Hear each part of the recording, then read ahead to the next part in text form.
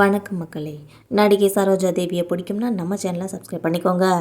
நடிகை சரோஜா தேவி கிட்ட அம்மா வாங்கிய அந்த சத்தியம் கடைசி வரைக்கும் காப்பாற்றின ஒரு நடிகையை பற்றி தான் இந்த வீடியோவில் நம்ம விரிவாக ஒரு தொகுப்பாக பார்க்கலாம் வாங்க. மக்களே, நம்ம போகிற இந்த சினிமா தகவல்கள் உங்களுக்கும் பிடிச்சிருந்தா மறக்காமல் நம்ம சேனலை சப்ஸ்கிரைப் பண்ணிக்கோங்க. எஸ்ன்னு சொல்லி கமெண்ட் டைப் பண்ணுங்கள். வாங்க வீடியோக்குள்ளே போகலாம். பழம்பெரும் நடிகை சரோஜா தேவி அவர்கள் 87 வயசில் காலமாயிருக்காங்க.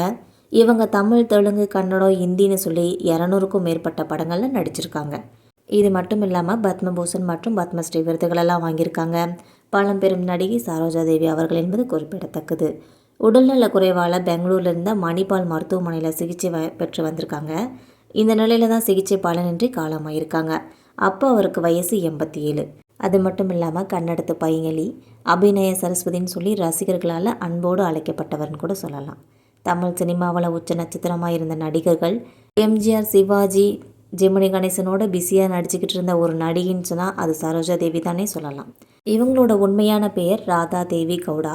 இவங்களோட அப்பா ஒரு காவல்துறையில் வேலை பார்த்துட்டு இருந்திருக்காங்க. பெங்களூரில் படித்த இவங்க நடனம் மற்றும் பாட்டு பாடுவதில் ரொம்ப சிறப்பாக இருந்திருக்காங்கன்னே சொல்கிறாங்க. அவரை பார்த்த கன்னட பாகவதர் தான் இவங்களை சினிமாவுக்குள்ளே கூட்டிகிட்டு வந்ததாக சொல்கிறாங்க.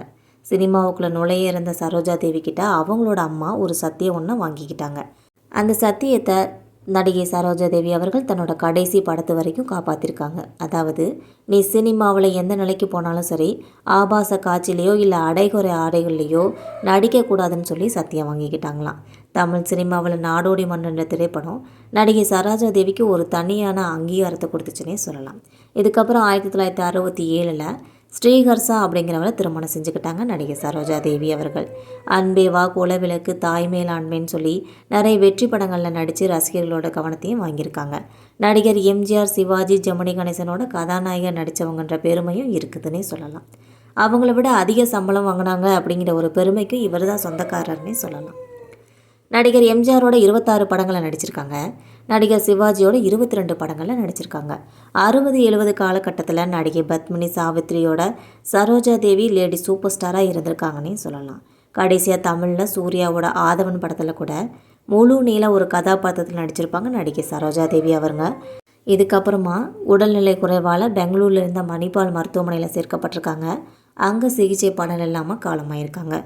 இது திரைத்துறையில் ஒரு மாபெரும் இழப்புனே சொல்லலாம்.